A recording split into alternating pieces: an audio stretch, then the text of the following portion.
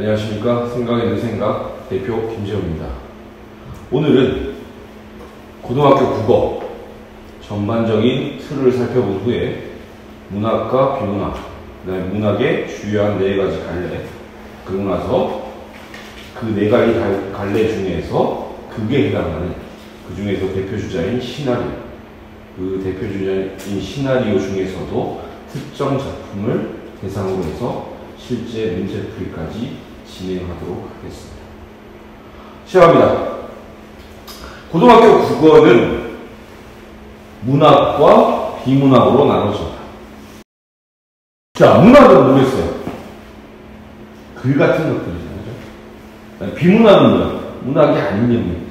자, 비문학의 출발은 국어, 말과 글이잖아요. 이것이 어떻게 생겨났는가를 파악해보는 거라고. 그래서 인류의 역사, 우리나라의 역사와 함께합니다. 최초에 사람들이 무리를 지어 살면서, 사회를 하면서 말이 생겨났을 거 아니에요? 서로 의사소통을 해야 되니까. 그러기 위해서 뭐 했어? 말을 했다고.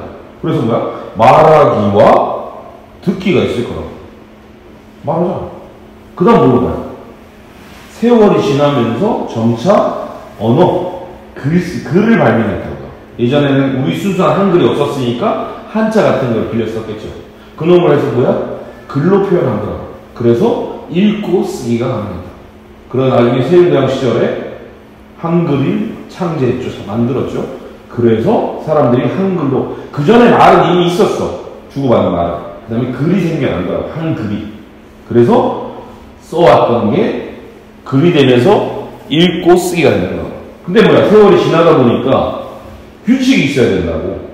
각자 말을 하고 읽고 쓰고 하는데 뭔가 글에 대한 규칙이 있어야 돼서 이걸 약속을 정하자 했는 게 문법이다. 보이죠?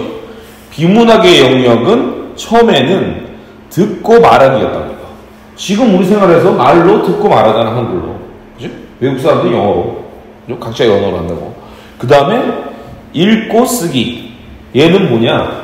글이 발명된 이유다. 그래서 약속을 하는 거라고. 그 다음은 뭐야? 최종적으로 문법으로 가는 거야. 세월이 변하면서, 말하기 편하면서, 예를 들면 의문 법칙이라든가, 다양하죠. 옛날엔 짜장면 되잖아요. 짜장면 옛날에 여기 표준 아니었다고. 근데 요즘은 인정해 준다고. 그런 식으로 변하는 거에 대한 문법을 얘기하고 있는 겁니다. 그래서 이것이 비문학의 영역이고, 고1 과정에서 비문학의 영역은 이런 영역으로 나눈다고. 이게 2학년, 3학년 돼서 여러분 선택하면 뭐 되냐면, 읽기가 독서 되는 거야. 문법이 언어와 매체. 그 다음에 문학은 공통 되는 거고. 예를 들면 이거 다뤘던 거에 대해서 심화 발전되는 게 고2, 고3 되는 거고, 그게 수능에 출제된다는 거야. 근데 그 역으로 얘기는 뭐냐? 고1에서 국어 배우는 게 다 포함되는 영역이라고. 기본 영역으로. 이 기본기를 가져야 되고요. 자, 이제 오늘 다뤄볼 주제인 문학으로 갑니다. 문학은 뭐냐면, 뭐 2분법, 4분법도 있지만, 일반적으로 4가지 분류, 4가지 갈래로 나눠요. 정서를 다루는 서적, 대표 주자인 시, 기억하죠? 그 다음에 이야기를 담은 서사, 대표적인 소설이에요. 그 다음에 정교하게 서술한 거, 구술한 거, 이걸 다루는 대표적인 교술의 영역이 있다고. 예를 들면 수필 같은 거. 그 다음은 극이야. 오늘 핵심적으로 다루는 게 극은 연극이나 영화에 되는 거라고. 그래서 대표적인 게 시나리오와 희곡이 있어요. 그래서 고등학교 1학년 때 뭘 다루냐? 문학에서 서정을 하나 다룰 거고, 시를 주로 하겠죠. 옛날 시도 있을 거고, 현대 시도 있을 거야. 그 다음에 소설을 다루기도 할 거야. 그 다음에 수필을 다뤄주고, 오늘 얘기하는 그 시나리오 희곡을 다루게 되는 겁니다. 첫 번째, 서정을 한번 보자고. 그러기 위해서 그건 뭐야? 문학을 한번 정의해야 돼. 문학이 뭐냐고. 그냥 문학은 뭐? 아닌 거잖아. 그냥 예를 들면, 아까 그 말하기, 읽기, 쓰기, 걔들이 문학이 아니라 그랬잖아. 문학이, 그 중에서도 문학으로 특별히 발라낸 건 뭐냐면, 문학은 가치가 있어야 됩니다. 쓰레기 안 돼. 의미 없이 그냥 말과 글을 던진 거, 글로 써놓고 이거 문학 아니라고. 가치 있는 내용이어야 되고, 이놈을 뭘로? 언어로서 전달해야 돼요. 그래서 가치 있는 내용을 형상화한, 만들어낸 유기적으로 얽혀진 언어 예술입니다. 문학입니다. 문학의 정의 기억합시다. 가치 있는 내용을 형상한 언어 예술입니다. 그리고 이 문학은 정의가 끝났으면 네 가지 갈래로 나누는 거야. 아까 얘기했듯이 서정, 서사, 교술, 극이야. 그러면 다음은 뭐야? 서정을 다루고 있지. 서정, 거꾸로 해봐 뭐야? 정서라고 그러지. 정서는 뭐야? 우리의 감정들이라고 해요. 그래서 사람의 정서를 담은 것을 서정의 영역이고, 서정 뭐라고? 서정적인 자아가 개인의 주관적인 정서를 노래, 한자어로는 가야. 제가 늘 얘기하죠. 시는 노래입니다. BTS의 바치는 시 알죠? 자, 시가 문학이라고 해요. 노래 같잖아요, 이거. 최초의 예전부터 노래가 있었다. 왜 노래가 있어요? 축제를 한다든가, 사랑을 고백한다든가, 흥겨울 때라든가, 슬플 때라든가, 노래가 저절로 생각했어, 말로. 그죠? 이놈을 갖다가 나중에 언어로 걸러서, 아니면 언어로 정제되는 형태로 하는 것이 시로 발전한 겁니다. 그래서 서정의 대표적인 주자는 예시는 시가 되는 겁니다. 그래서 노래니까 리듬감이 있어야 되잖아. 그게 운율이야. 그 다음에 시 안에서 얘기하잖아. 사랑을 노래하건 이별을 하건 그놈이 시적 화자와 정서를 담고 있는 거야. 그래서 그 정서를 어떻게 돼? 마음속에 모양이 어떠냐? 그게 심상이고 표현을 어떻게 했냐. 그 다음에 특징이 있어요. 시는 뭐냐면 시는 압축적으로 노래처럼 줄여 얘기한 거라고. 소설을 쫙 얘기하는 거랑 서사는 시는 줄여서 압축적인 단어들이 있다고. 그래서 얘는 뭐냐면 아까 리듬이 있듯이 얘를 압축적으로 하니까 표현법이 비유라든가 강조라든가 이런 수사법들이 발전한다고. 그래서 상징을 쓰기도 하고 이미지를 전제하고 운율, 리듬감이 있어야 되고 비유, 상징, 이미지, 운율 이런 식으로 해서 뭐가 되냐면 사실 그냥 강조법, 비유법에도 여러 형태가 나타나는 거죠. 나중에 이제 더 심화학습을 하면 뭐 은유, 대유 뭐 이런 식으로 간다고 이거. 그래서 큰 틀에서 보면 이 시가 압축적으로 표현하다니까 예를 들면 뭐 사랑을 여기 보이는 꽃으로 상징을 해버린다든가 상징법, 비유 이런 식으로 많이 쓰인다고요. 그래서 역사적인 흐름을 보면 자 고대 가요 노래잖아 이거. 향가, 촌애, 시골의 노래라고. 그다음 고려 가요, 작가, 시조, 민요 노래들이잖아 이거. 이것이 시로 발달하는 겁니다. 그래서 시에 대한 개념. 자, 뭐였어요? 서정은 정서를 담은 거고 대표 주자가 시다. 시는 노래라 했고 운율이나 리듬 이런 쪽이 중요하다라고 정리할 수 있습니다. 자, 서정 정리했어야죠. 다음 뭘로 넘어가겠어요? 다음은 서사입니다. 서사는 이야기다. 이야기는 뭐냐면 생각해보자고. 옛날 이야기를 표현하면 어떤 식으로 했겠어? 말만 있었을 때는 이야기 보따리상을 있었을 거야. 이 사람 만담꾼이라고. 이 사람이 동네 어귀나 시골 장터 가는 거야. 애기들 불러먹은 거야. 야 뭐야 애들은 가라 하든가 아니면 모여보세요 해갖고 호랑이 담배 피던 시절 전설을 얘기해 주는 거야. 아니면 신청전이라든가 흥부전이라든가 재밌는 얘기를 해주는 거야. 동화를 얘기해 주는 거야. 그럼 어른들도 재밌다고 감탄한다고. 이것이 발전된 형태가 소설이 이야기입니다. 그래서 이건 뭐야? 구라야. 허구라고. 왜? 과장이 들어가고 지어낸 거잖아. 허구를 담고 있는 겁니다. 그래서 서사는 뭐냐면 작가의 허구적 대리인인 서술자를 내세워서 사건을 전달합니다. 그래서 소설이 작은 소자에 작은 이야기라고 이야기 설자라고요. 소설이고. 그래서 얘는 소설이 재밌으면 어떻게 돼? 인물이 있고 갈등이 있어야 돼. 그래서 이 갈등은 내적 갈등도 있고 스스로의 갈등이 있는 거지. 외적 갈등. 타인과 인간 대 인간 갈등이 있고 자연이나 신에 대한 갈등들도 있다고. 그래서 재밌다고. 소설은 길어도 되잖아. 예를 들면 아까 시는 뭐였어? 기승전결로 압축적으로 표현해야 되는데 소설은 길어도 되니까 구성이 어떤 식으로 되냐면 사건이 있어야 돼요. 사건이 발단이 있어야 돼요. 그 다음에 사건이 전개돼. 펼쳐진다고. 그러다 얘가 위기를 맞아. 그 다음에 최종 위기 절정이 간다고. 그러고 나서 결말나는 형태야. 기승전결이고 소설은 시는 기승전결 형태고 소설은 발단 전개 위기 절정 결말 형태로 가는 거죠. 여기는 또 시점 얘기가 나옵니다. 서술자인 대리자, 호구적 대리자는 내세우잖아. 그러니까 서술 얘는 뭐냐면 그래서 얘는 주인공이 얘기하는 경우가 있고 주인공 1인칭 주인공 시점이 있을 수도 있고, 아니면 작가가 이 전지적인 시점, 신처럼 전지적인 능력을 갖고 소설을 묘사하는 경우도 있다고. 전지적 작가 시점도 있고, 1인칭 주인공 시점도 있고, 관찰자 시점도 있다고. 그 다음에 인물의 성격을 나타내는 방법은 뭐겠어? 작가가 직접 얘기해주는 경우가 있을 거야. 그죠? 전지적 작가 시점 때는. 그거는 테두링이라고. 아니면 행동과 묘사를 통할 거라고. 그죠? 서술해준 거. 쇼잉이라고. 보여주기야. 그런 식으로 얘는 간접적인 거였죠. 자, 아까 얘기했죠. 여기 소설은 이야기라고. 이야기 주가 뭐겠어? 신화 같은 거예요. 신에 대한 얘기. 아니면 왕에 대한 얘기라고. 그렇지? 그럼 그 사람은 뭐야? 신격화돼야 돼. 특별해야 돼. 그러기 위해서 허구가 들어가는 거야. 예를 들면, 당근 신화잖아.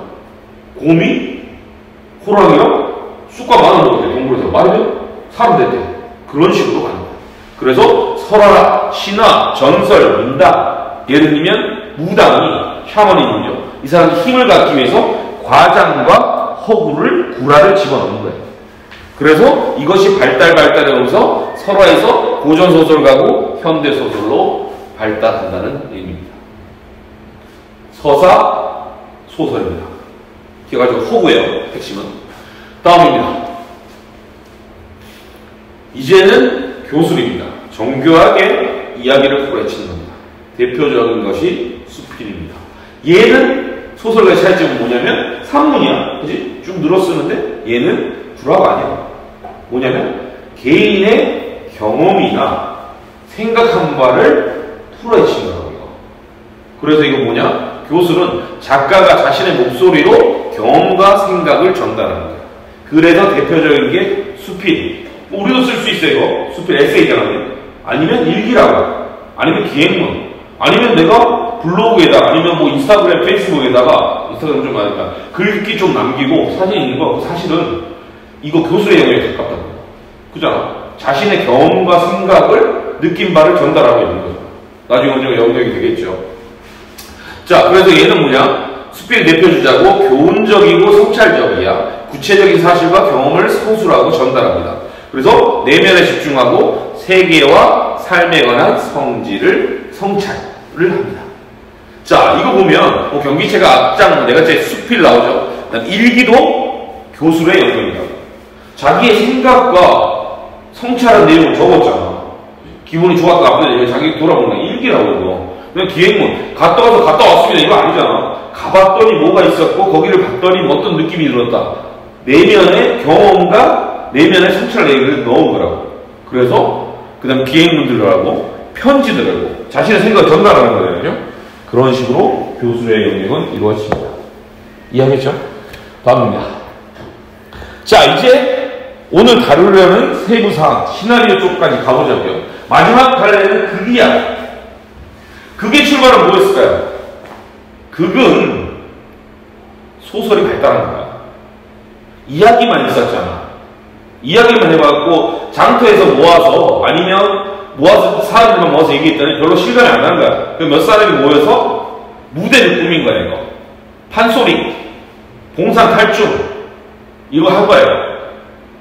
외국에서 뭐야? 서양에서는 오페라 만든 거야. 이거 뮤지컬 만든 거라고. 이거. 춤도 추고 연기도 하고 무대도 하고 무대 장치를 해봤더니 더 실감 나는 거예요. 이게 극이라고. 그리고 또 발달했잖아요. 문명이 뭐 발달해서 영상기술이 발달했다고. 영상기술 발달해서 뭐가 되겠어? 영화가 됐다고. 그게 시나리오라고. 연극 시절이 있었겠죠? 연극은 지금도 있지만 그죠? 연극은 희곡이고 영화는 시나리오입니다. 대본들이에요. 그죠? 이해가죠? 그러면 다시 극의 특징을 얘기해보자고. 극의 특징은 이거 보세요. 우리 연극이나 영화 생각해보자고. 이건 뭐 설명해주면 이런 거 없어요. 이거 주인공이나 저 사람들이 나오잖아요. 주인공 나오고 이제 출연자들 나와서 그 사람이 연기하는 거, 대사와 대화를 해갖고 전달하는 거. 그래서 그걸 예를 들어 논리적으로 설명하자면 서술자의 개입 없이 인물들의 대화와 행동을 위주로 이야기를 전달하는 거야. 똑같잖아. 소설처럼 이야기 전달하는 건데 얘들은 연기로 하는 거예요. 대화와 행동으로. 그래서 희곡은 연극, 시나리오는 영화 대표 주자입니다. 그래서 얘는 사건들이 현재의 현재형이고 직접적으로 강렬하게 전달이 되겠죠. 현장에 벌어지는 거니까. 그다음 대사가 중요해요. 그지? 인물의 성격이나 갈등 관계, 사건을 진행, 주제 등을 담고 있다.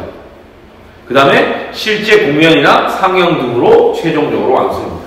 영화나 연극이나 종합 예술입니다. 그래도 그죠? 다양한 무대 장치와 대사와 출연자들과 이 연기들이 합쳐서 만들어지는 거니까요.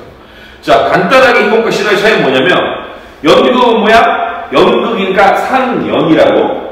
영화는 상영이야. 절찬리의 상영 등 나오잖아요. 그죠? 연극의 상영, 영화는 상영을 위한 종합예술의 대본이고, 얘는 뭐야? 시간, 공간, 등장인물을 해서 한계들이 다르다고. 연극은 무대에서 보여주면, 영화는 영상에서 보여주니까, 뒤에 가서 더 자세히 살필게요. 다음으로 넘어갑니다. 오늘 다루려고 하는 시나리오 가기 위해서 좀 더 구체적으로 희곡과 시나리오를 구별해 봅시다. 희곡은 공연을 목적으로 하는 연극의 대본이에요. 그죠? 연극이에요. 희곡이야. 희극 아니야. 희극은, 인생은 뭐 희극과 비극할 때 비극이고, 희곡이라고. 그 다음에 시나리오는 영화를 만들기 위한 쓴 각본, 대본이라고. 그죠? 연극이냐, 영화의 차례라고. 특징은 뭐냐면, 무대 상영을 전제로 하고, 얘는 막과 장이야.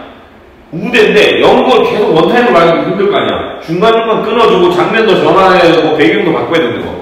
끊어지는 걸 뭐라 하냐면 1막 2막 하듯이 막과 1장 2장 1막 1장 이렇게 하듯이 구별하는 게 막과 장이라는 용어가 나온다고. 영화는 뭐냐면 시퀀스와 씬이야.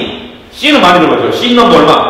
어느 장면을 얘기하는 거고, 시퀀스는 뭐냐면 이 장면 몇 개가 모여서 하나의 완결된 전체 내용이 아니고 그 장면에 씬 커트 해가지고 자를 거 아니야. 그놈들이 모여서 유의미한 하나의 완결된 형태의 스토리가 될 때 그놈을 시퀀스를 해요. 그잖아. 너와 내가, 예를 들면, 전체는 사랑하고 헤어지고 다 하는 건데, 너와 내의 결정적인 고백 순간, 이건 씬들이 모여서 하나의 시퀀스로 이루어지는 거라고. 이해가요? 그런 식으로 이해하면 됩니다. 자, 영화 상영을 전제로 하고, 시퀀스와 씬을 갑니다. 그 다음에, 얘들 둘 다 인물의 대사와 행동 통해 주제를 형성하는 공통점이겠죠? 그 다음에, 차이점이 나오는 거야. 얘는, 영화는 시간, 공간, 인물 수, 제한 없어요. 돈만 있으면. 제작비만 있으면. 그지? 컴퓨터 그래픽을 찍거나, 달 나가도 된다고. 우주 나가도 돼. 조선시대, 선사시대 돌아가도 돼. 인원? 1억이든 1000만 명이든 상관없어. 만들기 나름이라고. 그래서, 근데 연극은 제한이 당연히 있겠죠. 제한 요소고. 그 다음에 예를 들면, 영화 희곡의 구성 요소는 해설, 막전, 아까 막이라고 그랬죠. 막전 막가에 인물이나 배경, 무대에 대한 장치 등을 설명해 주기도 합니다. 그 다음에 지시문이 있어. 그죠? 이거 왜냐면 대본을 보고 연기자들이 연기하잖아. 영화든 연극이든. 그래서 지시문들이 있어요. 배경, 동작 지시, 뭐 무대 지시, 행동 지시 있고. 대사는, 그 다음에 대사 부분인데. 자, 연극은 저걸 좀 기억해야 돼요. 대화라는 건 너와 내가 얘기하는 거야. 그래서 대화, 서로 얘기하는 거야. 그 다음에 독백은 나 혼자 얘기하는 거야. 그리고 특이한 게 하나 용어가 있는데, 방백이에요. 이건 방백은 내가 얘기하긴 하는데, 다른 출연자들, 연기자들은 못 듣는 상태를 가정하는 거고, 관객들은 알아먹어. 그게 방백이야. 자, 관객만 듣는 경우로 방백이라는 경우가 있어요. 시나리오는 다, 장면 표시 있잖아요. 사건의 씬 표시가 있죠. 사건의 배경이 된 장면을 설정하여 기호로 나타낸다. 씬 넘버 얼마, 뭐, 샵 붙이고 막 저러죠. 구성요소는 대사가 있고, 지시문이 있을 거예요. 마찬가지로, 인물의 혼잣말이나, 인물끼리 주고받는 말을 해주는 거고, 지시문은, 영화는 좀 다르겠죠? 컷마다 페이딩, 페이드 아웃, 여기 다양한 촬영 기법들이 있을 거 아니야? 그거에 대한 지시문, 조명이 어떻게 하고, 촬영 각도가 어떻고, 어떤 뭐 롱테이크, 한 테이크로 가느냐, 아니면 끊어서 가느냐, 이런 지시문들이 많다고요, 영화가. 그래서 그 영화 감독이 뭐냐면, 그 총 연출자야. 그 하나하나 오케스트라를 지휘자랑 똑같다고요. 촬영 감독 따로 있다고요. 그게 영화의 기본적인 툴입니다. 영화와 연극의 희곡, 영화의 시나리오, 이해가죠? 둘의 차이점과 공통점을 기억하면 좋을 것 같습니다. 자, 이제 실제 지학사, 교과서의 문학에서 그게 시나리오의 실제 예시 작품으로 나오고 있는 것이 세상에서 가장 아름다운 이별이라는 작품입니다. 시나리오가 했을 때 뭐예요? 연극이야, 영화야? 영화라고. 사실 이 영화는 뭐냐면, 영화가 아니라 드라마였어요. 노희경이라는 작가가 어머님이 돌아가셨는데, 암으로 돌아가셨는데, 그 배경, 그 내용을 모티브로 해서 드라마를 썼다, 드라마 대본을 썼다고. 그게 제목이고, 그게 뭐 한 16부작, 뭐 몇 부작 됐겠죠? 이것을 다시 각색이라고 표현해요. 영화화한 거라. 영화를 만들기 위해서 드라마도 여러 장치들이 있잖아요. 영화는 좀 다를까요? 그죠? 예를 들면 16부작, 뭐 18부작 가는 걸 갖다가 2시간 이내에 영화에서 압축적으로 보여줘야 되니까 그 각색 행위를 한 거고. 여기서 교과서에 나오는 건 뭐냐면, 영화를 위한, 영화 세상에서 가장 아름다운 이별을 위한 대본인 겁니다. 그래서 시나리오로 해석하는 겁니다. 갈래가 시나리오, 문학의 무슨 영역? 극의 영역이에요. 그 중에서도 시나리오고 영화의 대본이에요.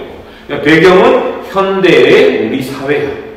자, 제재는, 조회한 수제는 주인공이 이니야, 배종옥 씨가 연기했죠. 말기 자궁암에 걸린 죽음을 앞둔 이니의 삶이야. 이니의 삶이 어땠냐면 너무나도 평범한 전업주부야. 가정에 충실한. 그죠? 이 사람이 무관심한 자식들과 마음도 몰라주는 직업의사, 월급쟁이 의사 남편과 치매에 걸린 시어머니를 보필하면서 자기의 죽음을 맞이하는 거예요. 말도 안 되는 거. 그래갖고 큰 틀에서 뭐냐면 좀 이따 읽겠지만 가족이 해체된 가족이에요. 우리 흔히 얘는 현대 사회는 파편화된 가족이라고 하잖아요. 그래서 아들, 딸은 지 살기 바빠. 관심도 없어. 남편도 일에 치여서 가정에 무관심해. 할머니는 시어머니는 자기가 치매에 걸리셔서 온갖 수발하게 키우는 게 아니고 모신다고. 그래서 옛날 근데 애증의 관계가 포함되어 있다. 그래서 그런 내용들을 다루고 있어요. 그래서 주제는 뭐냐면 죽음의 과정을 통해본 가족의 진정한 의미. 큰 틀에서 보겠어. 이 엄마의 죽음을 통해서, 그죠? 엄마와 아내죠. 이니의 죽음을 통해서 가족들이 다시 가족의 진정한 의미를 깨닫고 돌아간다는 의미다. 돌아가는 의미가 또 뭐 돌아간다든지 다시 구성된다든지. 자, 특징은 뭐냐면 행동과 대사 중심. 이건 당연하다는 거죠. 시나리오니까. 가족의 죽음을 바라보는 등장인물의 심리를 묘사하고 있어요. 그래서 아까 얘기했죠. 파편화된 가족 구성원이 어머니, 이니를 얘기하죠. 이니의 죽음을 통해 가족의 사랑을 확인하는 겁니다. 노희경 작가의 자전적인 작품입니다. 이게 힘을 갖는 이유입니다. 살짝 허구나 첨삭이 됐겠죠. 가미가 됐겠죠. 근데 이거 가공을 하는 거니까요. 근데 노희경의 진실성이 전달되는 겁니다. 노희경 작가의 자전적인 작품에서. 그리고 어머니를 떠나보내는 가족의 슬픔을 담고 있습니다. 줄거리 빨리 읽을게요. 주인공 이니는 치매에 걸린 시어머니, 무뚝뚝한 의사 남편, 아들, 딸의 치닥거리를 해오고 살아오다가 자궁암 말기 진단을 받는다. 수술은 실패합니다. 죽음은 두려우나 죽어야 되는데 곧 죽을 건데 안겨질 가족들을 걱정해서 죽음을 숨기려고 합니다. 그러다 가족들은 저마다의 방식으로 이별을 준비합니다. 그리고 평생의 소망이던 전원주택이 나와요. 이니가 희망하는 게 전원주택이다. 죽음도 거기서 맞아요. 정철, 남편이 정철인데 김갑수 연기했죠. 그쪽에 가서 죽음을 맞이한다고. 그래서 왜 이 전원주택이 꿈인 거야 이거. 자, 그래서 가족들은 저마다 방식으로 이별을 준비했고 평생의 소망인데 전원주택에서 남편 정철과 둘만의 시간을 보내다 조용히 쓸쓸한 죽음을 맞이합니다. 자, 헤이데 드라마의 방영 원작이었고 영화를 위해 각색이라고 표현을 썼죠. 각색한 시나리오고 그리고 드라마를 다시 한번 바꾼 거야. 자, 얘들은 왔다 갔다 하는 거 사실 이야기들이잖아. 다 큰 틀에서 보면 사실 다 소설 이야기였지. 시나리오, 연극, 희곡 다 이야기야요. 그지? 호구 양에서 들어갔다가 장르가 다를 뿐이야.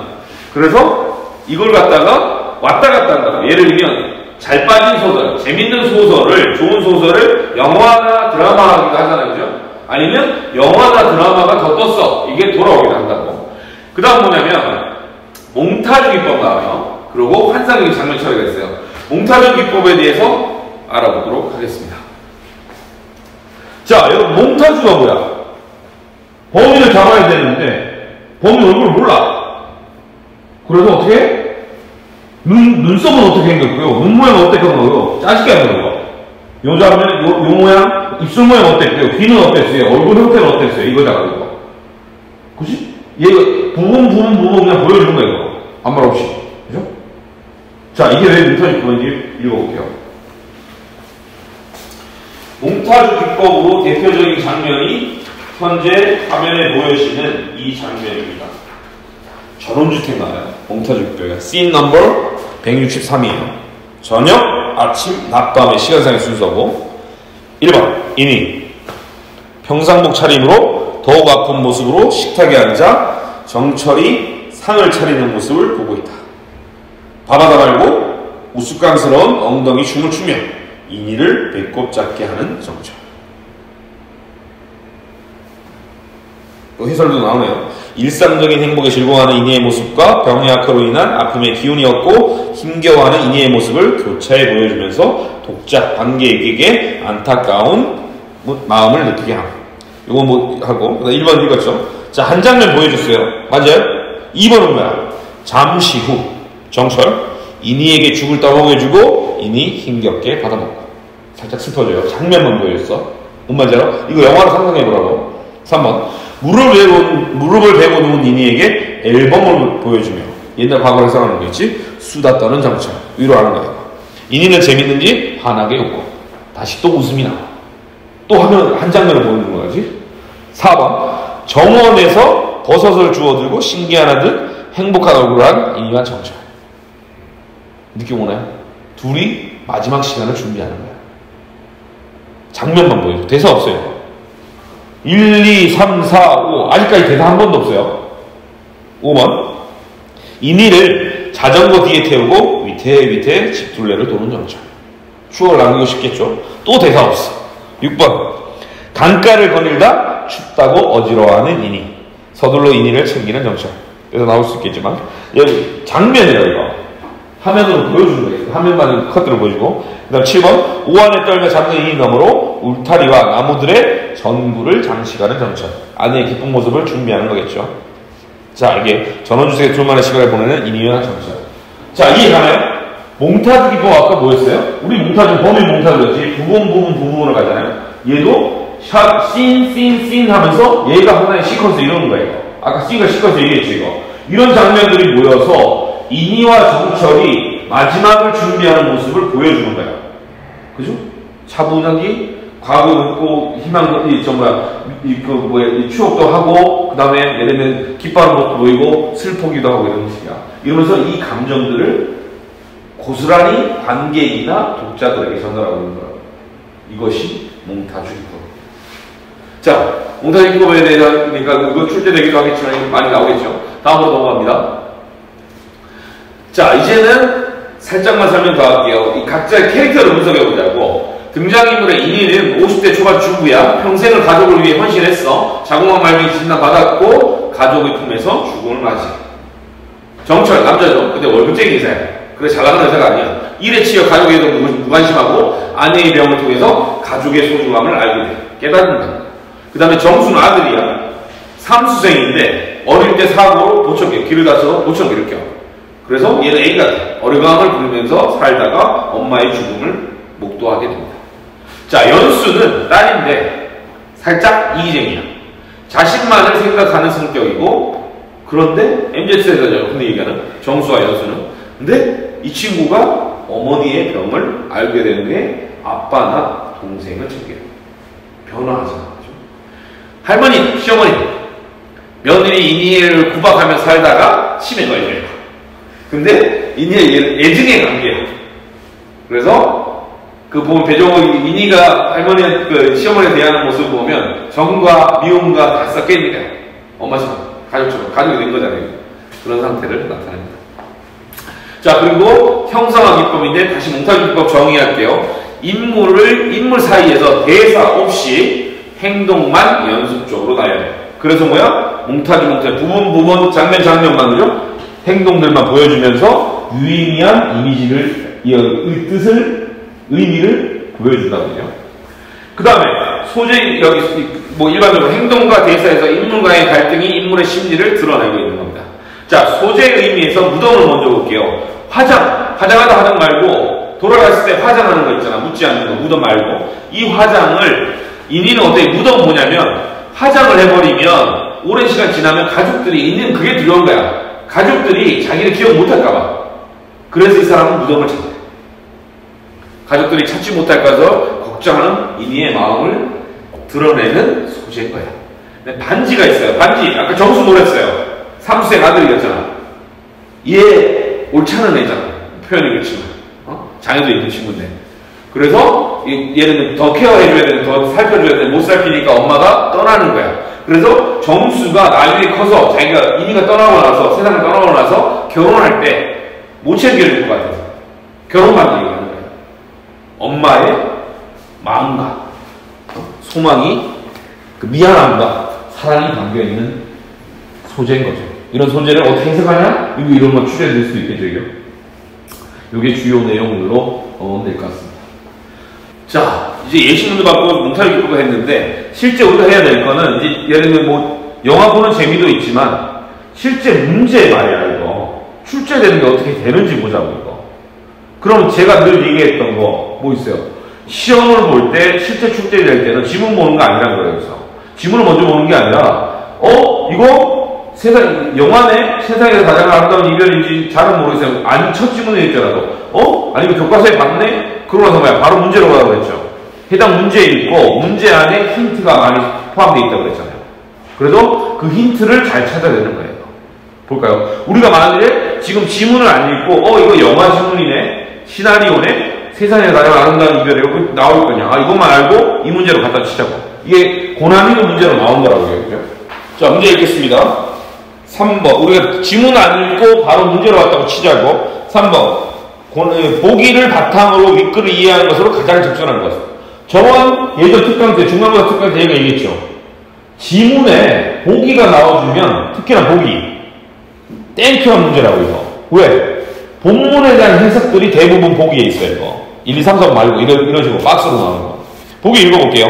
세상에서 가장 아름다운 이별에서 인이는 가족들과 행복하게 살기 위해 일산의 새로운 전원주택을 지어 겨울이 오기 전 이사하는 것을 목표로 하고 있다. 줄거리 나오기 시작했어. 이를 위해 돈을 악착같이 모으며 홀로 분주하게 뛰어다니던 그녀는 예상치 못했던 병으로 곧 죽게 될 것임을 알게 됐다. 시나리오 내용 절반은 알았어. 얘를 보면 몰랐다고 치자고. 알았다고. 그리고 평소 그녀가 그토록 조바심 내며 애착 갔던 새 집은 전원주택 또 나오잖아요. 그녀의 죽음을 앞두고 남편과 딸의 손에 의해서 완성된다. 인이는 새로 이사갈 집으로 정철과 함께 전원주택으로 여행을 떠난데 이 집에서 죽음을 맞게 된다. 시나리오는 히스토리에 다 나왔어요, 이거. 이러한 점에서, 이제 메인 나오죠? 이러한 점에서, 하지만, 아니면 이러한 점에서 중요하다고 했죠? 결론 내는 거예요. 이 작품에서 집은, 전원주택이죠? 단순한 공간적 배경을 넘어서 이 작품의 주제의식을 함축하여 보여준다고 할 수 있다. 자, 우리가 설사 이 드라마나 영화를 모르고 이 지문을 다른 교과에서 못 갖다 칩시다. 그런데 보세요. 이 보기에 얼마나 많은 정보가 있어요. 이미 이 영화 시나리오는 뭐다라고 다 설명되어 있다고요. 힌트 나왔다고요. 그래서 제가 늘 얘기하면 문제를 먼저 읽는 게 유리하다는 얘기야. 알고 돌아가면 된다고요. 그 다음에 보기가 되고. 자, 봅시다. 주의할 거 뭐라고 했어요? 문제는 국어든 수학이든 문제를 가장 정확하게 읽으라고 했어요. 이 문제는 뭐야? 가장 적절한 것이야? 가장 적절하지 않는 것이야? 아니면 적절하지 않는 것이야? 조심하라고 그랬죠? 가장 적절한 것이라 표현했다고. 이 얘기는 이미, 보기 헷갈리게 낼 거야. 1, 2, 3, 4, 5번 중에 헷갈리게 두세 개 넣을 거야. 이 얘기라고요.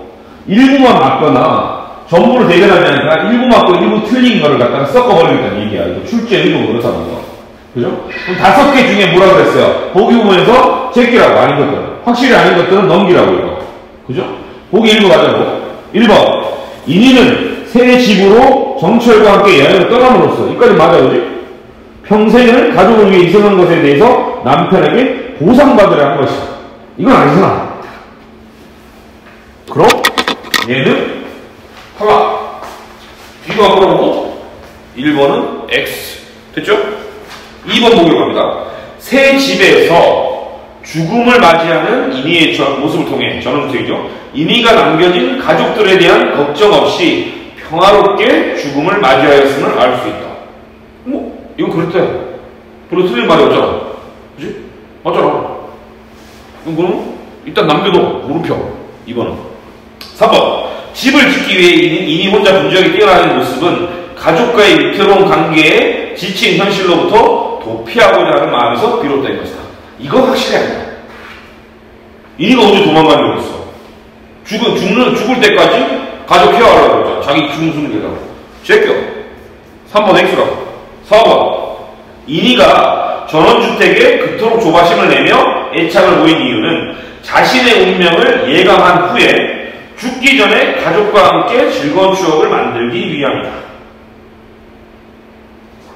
이거는 물음표도 좋아요. 근데 예름이 살짝 약해. 그죠? 뭐 세모든 물음표 가자.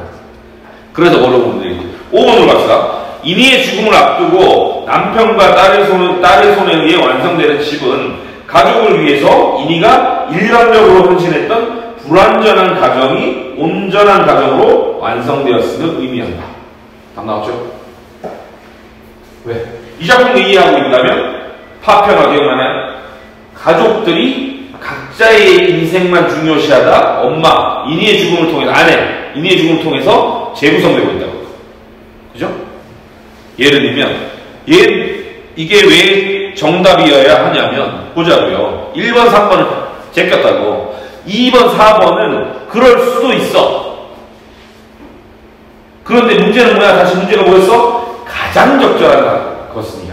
그 다음에 문제 중에 힌트는 어디냐면 주제의식이 나왔다고. 문제 보기에 주제의식이라는 건 단순히 일면만을 반영하는 게 아니라 주제의식이 뭐였어? 이거 주제가 뭐였어? 엄마, 인이, 아내의 죽음을 통해서 가족이 다 파편화되어 있다가 재구성되는 게 주제의식이잖아. 그게 주제였잖아. 그걸 표현한 건 누구야?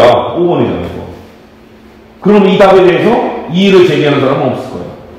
물론 2번 헷갈려서 1번과 3번 2번과 4번을 택한 친구들도 있겠죠. 왜? 그 지문만 일부 보거나 일부만 하게 됐으니까. 이건 사실은 왜 고난이 좀 여기 뭐 어려운 문제냐면 이 글 자체를 이해하고 있는 거야, 문제가. 아니면 이 영화를 봤느냐. 봤으면 이거 맞출 수 있어. 이해가요? 근데 지문만 시나리오 일부 나오는 거 보면 이해 안 돼, 이거. 주제의식이 어떻게 하라고. 그렇잖아요. 자, 다시 정리해보자. 그래서 문제는 여기까지 예시 문제였고, 제가 늘 얘기해줘. 국어의 경쟁이고, 국어는 다른 과목의 기본 과목이에요. 왜? 문해력.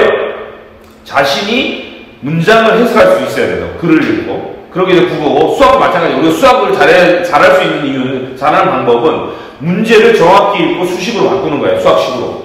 근데 문제 자체를 해석이 안 돼서, 이건 국어가 안 되는 거예요. 수학이 안 되는 게 아니라. 그거 노력해야 돼요.